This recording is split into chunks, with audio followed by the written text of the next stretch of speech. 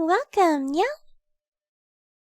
Today, I will introduce the High School DxD Chess Wars Deck Builder 2.3. The release name indicates how many deck builders there are. Since there are 2 deck builders, the version is 2, where the following number indicates any minor changes as well as new cards were added since the last update. If you're feeling lost, please watch the playlist for the series so you can start at the beginning. Hi there. This is High School DxD Chess Wars Deck Builder 2.3. The first time that you load your mod or any mod on Tabletop Simulator, your UI is going to be clustery, like this one. And you do have to click the chat ... to see the log behind me, but I do like to keep that particular setting on. However, a lot of this stuff can be hidden, and an easy way to hide the UI is to press F11. F11 hides everything, but then if you went to right-click on things, you can highlight them, but you don't get the right-click menu, which is not great for this mod. So I'm going to press F11, and instead we are going to click Menu, Configuration, and you can also press Escape to bring this menu up or not up, so you can still access it even if you have your top menu hidden. So we'll go to Configuration, and I'm going to uncheck player names, and you can click Apply. You see the player name is gone. You can do that with notes and tools. Again, I like the chat because it will show, it auto hides itself. It's got a genie effect. And it's nice to see when the script is upset and the text is red and what you can do about it. And it will pop up on the screen for a second and disappear. So if you don't have the chat toggled on, you won't be able to see the error message. So this note section is this note that I've left for you, which you should probably bring to a different part of your screen so you can actually read it. But you can hide that. In this toolbar over here, you can use the F keys for, so I don't usually have it showing. So generally you want it to look like this, but sometimes I will even disable the top menu. The thing that's nice about the top menu is the rewind button, which as a host, you can do Control-Z, and it will rewind time for 10 seconds. And if you drag this down, you can go further than the 10 seconds. So you can just guess, oh, I want it about here. And then it will say rewind however many seconds, and then you would say, yes, let's do that. However, you might want to just go into miscellaneous settings to adjust your autosave, and then you could go to Games, Save and Load, and then you could load one of these autosaves, and you can change the interval in the miscellaneous settings, so that if it did happen 5 minutes ago, you could just load one of your autosaves instead of having to rewind a bunch of times. So in miscellaneous settings, you're going to be about in the middle. You can change this interval higher or lower to create your autosave interval. And however many slots that you want. I think the default is 4. And this one is 1. I think that's just on the main page it shows 1, but on the other page it will show the 4. And another thing that I like to do is this mouse shake threshold menu. Is the component states wrap is really nice for my mod. And also double click container pickup. So that's a personal preference thing. By default, it would be long click versus a single click to grab something from a box versus just grabbing a single card. And that's really nice for when we're playing with our decks. So I have this toggled on, and I really like that setting. You'll have to play with it and decide if that's too weird for you, or if you kind of like the long press better. I personally like that setting. And then you can click apply, and you will... Also, there's this auto scale button. I have it at 125 for my guide because I think it's very visible this way. But usually auto scale is fine, and that will make everything a lot smaller. So, I'm going to get out of this. I'm going to hide my top menu. You can choose your lift height or your rotation. The menu is really nice. The games is where you could go to save. Objects is kind of nice if you want to load a saved object. And the notebook is nice because you can check out what I've done recently. But I'm going to hide it for now. So, now I can exit this, and if I wanted to get it back, I just press escape, configuration, top menu, apply, and then you could rewind or save your game or do one of those options. This is the High School DxD deck builder. And we have deck builder B here. And if you highlight them all and you press F, oops, I missed one. You can see all of the cards, and you can see if we wanted to load, let's do Shift 2, that loads camera 2. And then you can see this is black is the color, and king is the suit. So when they're all hidden, you would line up your suit and your color, and then you could find the bucket that you need. And then we would change states. And you could look and see all of your blue bishops. But by default, I have them all flipped over, so all of these scores will disappear. And you notice when you have a box open, the number will change. So.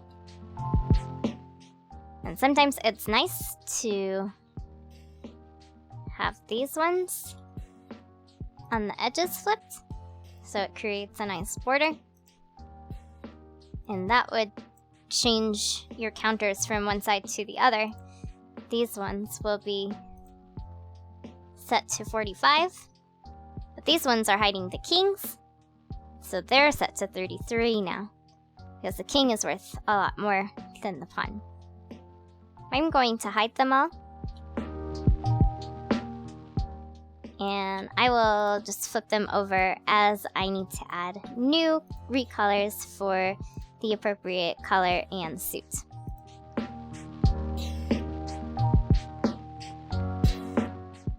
And the drawers are like these two drawers are a little bit different, but the other drawers are all kind of like this one, where you have infinite buckets where you can draw randomly from, and then there's boxes next to the infinite buckets, so this would go with that.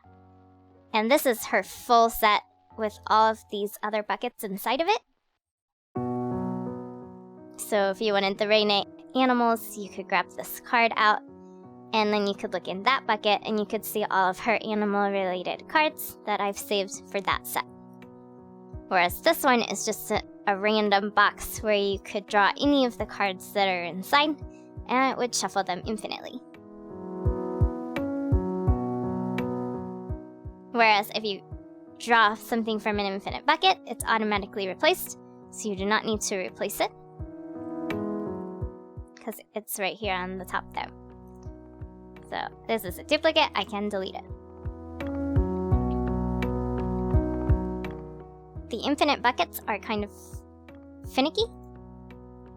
If you want to take more than one card out of a box and you're building a deck, you might want to just stack them. And this will cause a problem with the script, because this is a deck item now, and these are two individual cards. So this has an ID and that has an ID, and when you stack them together, it creates a new ID. So in that way, if I close the box, they will not be automatically replaced, and they have been removed from the infinite bucket.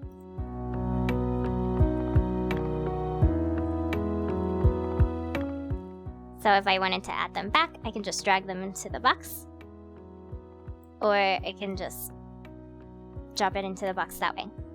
So now those cards that were removed have been replaced. But every item on the Tabletop Simulator has a unique ID, and when the script calls to that ID, if it's not on the table, it will just be void and the script will not work. So that is something to keep in mind for the infinite buckets.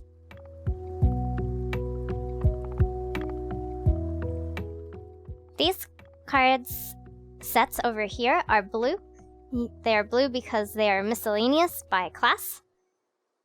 So if you had a bishop that you wanted to add to a set, but she wasn't one of the main girls, she wasn't Ravel, Asya, or Kurika, our bishops, you would put them here in this box instead of in the character-specific box.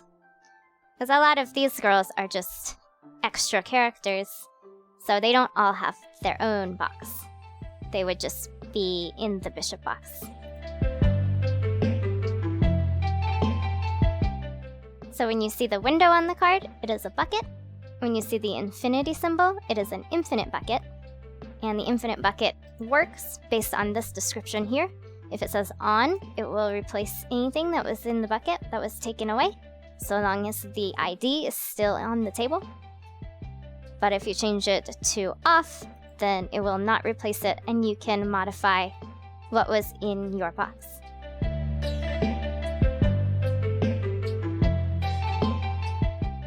So I have these red ones set up for each of the main characters.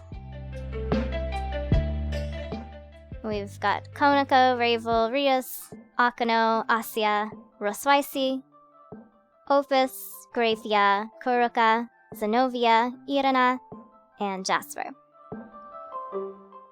So, and the one that would also go with these red boxes is Reine. She's kind of weird and I didn't have room for her, so I put her over here with the groups. Because she can be a queen or a pawn because she's a two-faced character.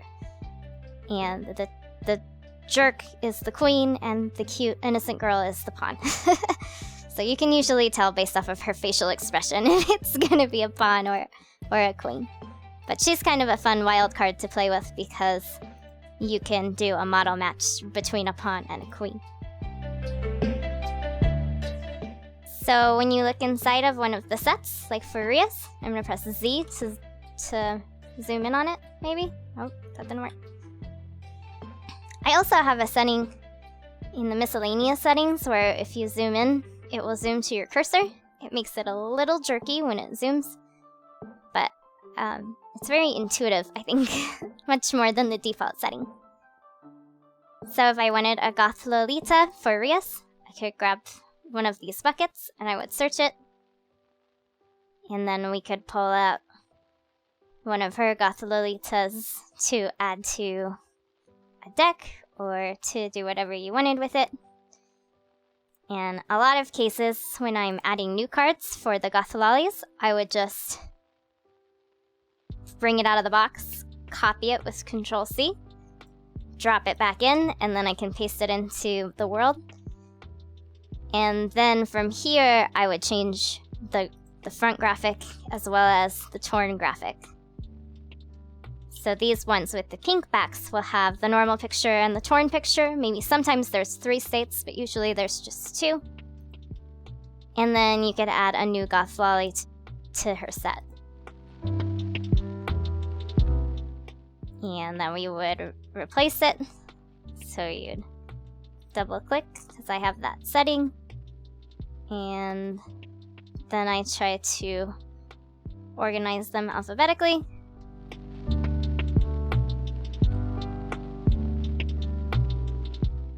And that would be closing the Rias box.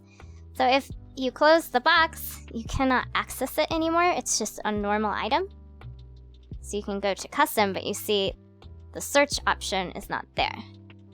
So the mod creator for these boxes set it up so you can double click it and it changes the states. You can also right click because it's locked and then you can switch back and forth between the states with the hotkey that you defined or with page up and page down. This starter deck that I have in the mod is for reference. You might not want it to keep it there in your save because these stacks of cards are more heavy on the game than single cards, and it will take longer to load them. You can also choose to cache the mod, and it will, once it loads it the first time, it will load it much faster when you go to load it again. So this drawer here, the center south drawer, is where my pre-made decks are. And you press Z to go to it. And you can see these boxes are closed, so they won't work. This one is open, so you could draw from it, or you can search it. This box is different than the other boxes. It only contains single cards in it, whereas these other ones you can spawn a starter deck from. And you see, with all of these cards, it takes a long time to load it. So every time that you move a stack of cards, or you spawn a stack of cards, it has to load all of those cards within the deck before it will do anything, and that's where the lag comes from. So you can see this is a match, and also if you hover over it, it will tell you that these are adventure, so that's how they're linked. Whereas this one is Animal 4A. So I don't have the Animal 3A or Animal 1 or 2 or whatever, because this is the release name for the card group. So I'm just using that as a bookmark. There's not necessarily going to be all of the different name and number associations.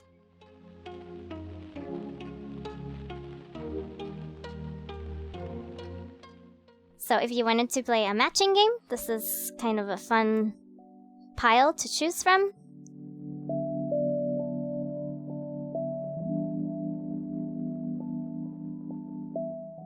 And because they are even, you'll see like these two go together, those two go together.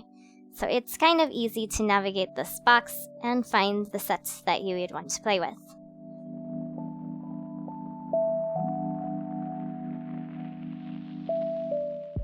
Also, if you wanted to open this object, you could also save it as a custom object. You can find these other decks that I've pre-generated for Chess Wars. These are the playing cards that you can see here. And these ones are actually printed playing cards, so you can stack them and you don't have to worry about the graphics going away when the cards are stacked.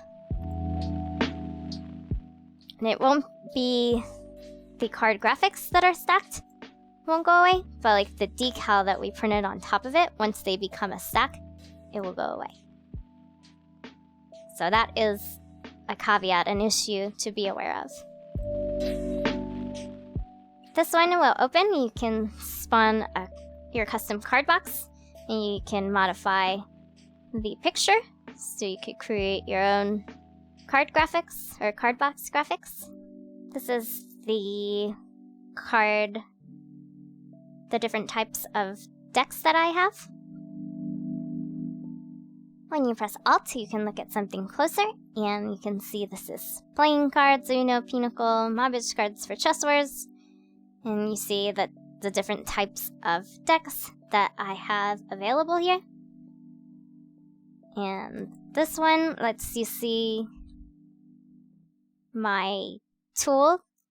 There's a tool that was shared on the workshop to make anything into a bag. That's how I've created the bag cards, the card bags.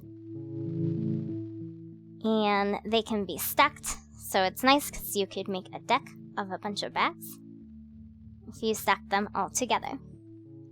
And then you could right click and save it as an object, and then you would have all of your templates saved inside of a deck. And then you could draw one, and you could open the box for that item. And that's pretty cool that you can just stack all of the bags into a deck. And it only has to load the card because the bag is hidden. And if you look over here, you will see rules for my Chess Wars game.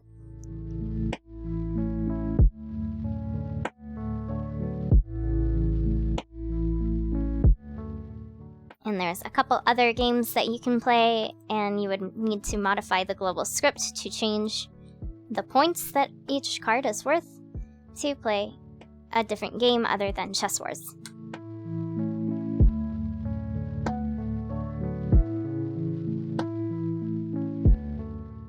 So if we wanted to play with the playing cards, and I wanted this to be the card back for those playing cards, I can drag out a deck.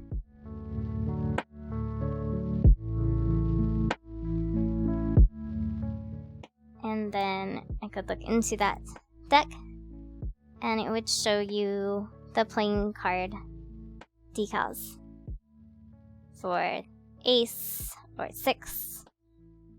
And this is got decals for a normal deck with 2 jokers. And then when you're done playing, you can put it back into the box. And then if you hide it, the game doesn't have to load all of those cards every time you load them on. So we've got Deck Builder A with these boxes, and these infinite boxes are the cards that you might want to play with that you can change. They do not include all of the cards from the boxes, but when I do update these decks, these boxes will be updated, and these recolors will be updated here in the middle. I also have special cards inside of this box, and it does say it's a cloning box, but if you notice, the description is set to off. So if it was set to on, it would work the same way the infinite boxes are working, but I have it toggled off because that's not the functionality that I want for this box. So let's say we wanted to add another draw 2 template that's not necessarily a recolor. We can take it out of this box, and you see it wasn't auto-spawned back. And then you could look inside of this box, and you'd be like, okay, I want to make another pink one. So it's going to be automatically replaced when you take it out, because it's got this infinity sign on it. That's how I'm showing that it's an infinite box. And then you could replace the card graphic on this state 1 and state 2. And then you could put it back into the box, and you would add another special card for the color that you chose in the box. So these ones will have duplicates, these special cards, the +2, the reverse, the skip for Uno, and then the other ones for Blade. Whereas these ones here are also in that box, just as a reference. So these ones are just going to include one of each color. Ideally, that's how it's supposed to work. Whereas these other boxes are going to include more than one color because there isn't a spot on the table to keep them. So I am just keeping them in this box over here. And I'm going to delete that because it is a duplicate. And then you would see it's right here on the top. So I'm going to move it to the bottom because I like the specials to be on the bottom. But this one here is the same as that one there. You just can see the decal because this is the bag version and that's the card version. But if you switch states, you will see the bag version. So in the way that I made these bags is to use the Make It a Bag tool that somebody had shared on the workshop. So I can take any card that I want, can place it here, make it into a bag, and then I would add my decal script to it so that it is noticeably looking like a bag when you go hover over it. And these ones have the window for the suit, but the other ones inside of the boxes, they look like bags.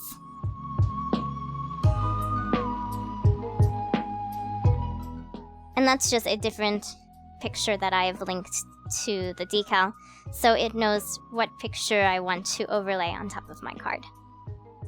or bag, or card bag. That is a very basic intro to the high school DxD Chess Wars and Deck Builder mod. Thanks for watching, Nya! Stay tuned if you want to learn more about Chess Wars and the Mobage Card Deck Builder. Bye bye for Nya!